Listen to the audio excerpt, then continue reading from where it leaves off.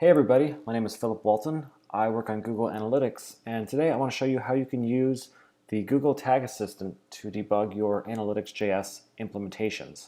So if you're unfamiliar with Tag Assistant, it's a Chrome extension that allows you to go to a website that you're working on and then press the record button to start capturing your interactions as you're navigating through the site.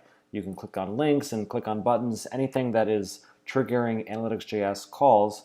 And then once you stop recording, Tag Assistant will analyze those interactions and let you know if it finds any potential problems. It's a great tool for testing your site locally and making sure that everything's okay before you deploy it to production. So let's get started by installing Tag Assistant. And the easiest way is probably just to search for Tag Assistant in Google, and that will bring up a link to the Chrome Web Store. And once you're there, you should see a button in the top right to add to Chrome. Click that button, it will ask you for permission, and then you should see an icon appear to the right of your address bar, which is the Tag Assistant icon. Once that's there, it'll ask you what tags you're interested in. For our case, we only care about Google Analytics. And then once you have that, you can go to a site that you want to test, and then you can enable it for that site. So the example I want to show you today is actually a mistake that we made in our implementation of the Query Explorer, and we were kind of embarrassingly making this mistake in production for a while, and we didn't notice, and we only discovered it when we ran Tag Assistant on the Demos and Tools site. So let me kind of go ahead and show you what we were doing. We were curious to see, like if I refresh the page here, you'll see that it takes a little bit of time to load the Query Explorer. I mean, it's pretty quick on my connection, but for some people on slower connections, it's kind of slow, and we wanted to see on average how long that was taking for our users. So this is how we did that. We have a callback to on authorization success, and in this callback we were sending a timing hit for user authorize, and we're using the performance.now method, which returns the amount of time that's elapsed since the page was initially requested. If you want to see what that looks like in the network tab, we can just go ahead and load the page and then kind of filter all these requests for just the measurement protocol hits. If we inspect this one and look down here, you'll see we have the UTC user value, UTV authorize, and then UTT 1540.6, and then a bunch of other stuff after the 6. So all that looked good to us. We deployed it in production. We were accepting the hits, and to be honest, we didn't even realize that we had made a mistake. Let me show you what Tag Recorder tells us when we run it. So we open up Tag Recorder, we press record. Now I'm going to go ahead and refresh the page again. So there's going to be an initial page view hit, then there's going to be a timing hit, and now that the Query Explorer is loaded, we know that that's been sent, so we can stop recording. And let's take a look at the report.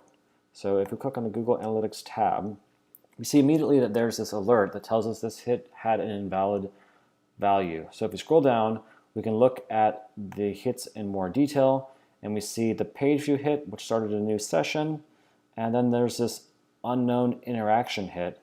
And here we get the error again saying this hit had an invalid value for the parameter UTT. So how would you go about debugging this? Well, what I did was I went to the measurement protocol documentation, and just checked on UTT, and I immediately noticed that it says value type integer. And if you remember from the network tab, we were sending a value that was a float, a fractional value. And so, Google Analytics didn't like it, and it was just dropping the hit. And we didn't even notice until Tag Recorder told us. Of course, this is a pretty easy fix. We just have to round the value before we send it, and I'm going to go ahead and implement that now. Let's try it one more time. So we record, refresh the page, it will send the new hit. Let's stop recording, and let's see the new report. And as you can see, it says there are no alerts found. If we scroll down to the hits again, now it correctly identifies this one as a timing hit, with a value of 1,182 milliseconds, and we've rounded it so it's now a correct value. Again, we only discovered this because Tag Assistant told us that we were making this mistake. So thank you, Tag Assistant.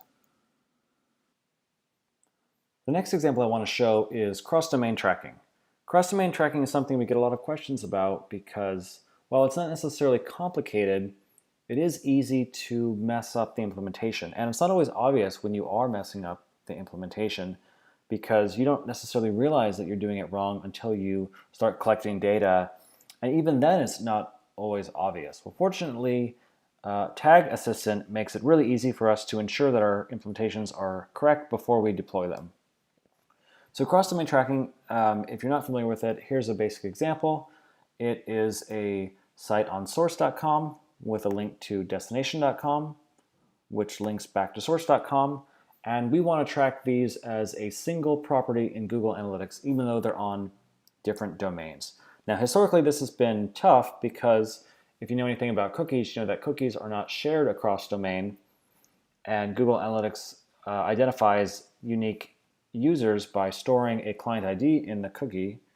So this has been tricky.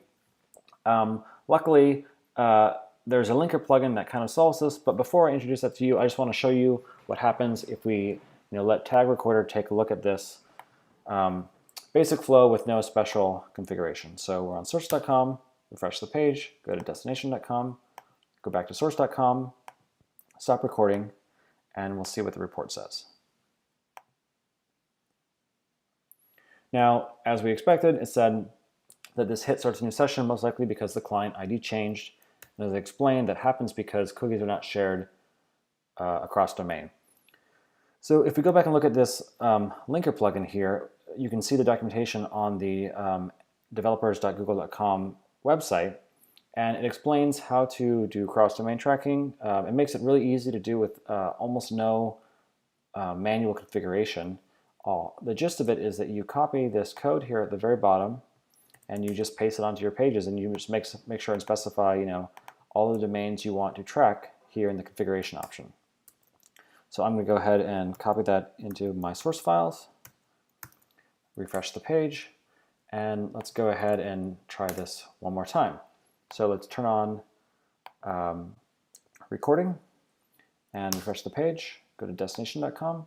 And if you look at the URL, you'll notice that the linker plugin attached this _GA query parameter with some numbers after it. Now what that is essentially the source domain is passing the client ID to the destination domain so that they can sync up so that when they send the hits to Google Analytics, the same client ID is used for the same user. Then when we go back to source.com, again, it passes the client ID as well, so everything is always in sync. And let's see what kind of recording we get this time. Now, it looked like everything was right. The linker parameter was being properly applied, the client ID was being sent, and yet we're still getting an error. And it says, this hit starts a new session, most likely because the campaign changed. So if we go down and look at the individual hits, we see the third one has the error. And if we inspect the page view itself, we see this campaign information. So Google Analytics thinks that a new campaign has started, and the reason is because it's getting a new referral from destination.com. Now, we know that destination.com is part of the same property, but we have forgotten to tell Google Analytics that. So it doesn't know, and so it thinks this is a new referral, and then it starts a new session. If we had read the linker plugin documentation more closely, we would have seen a warning about this.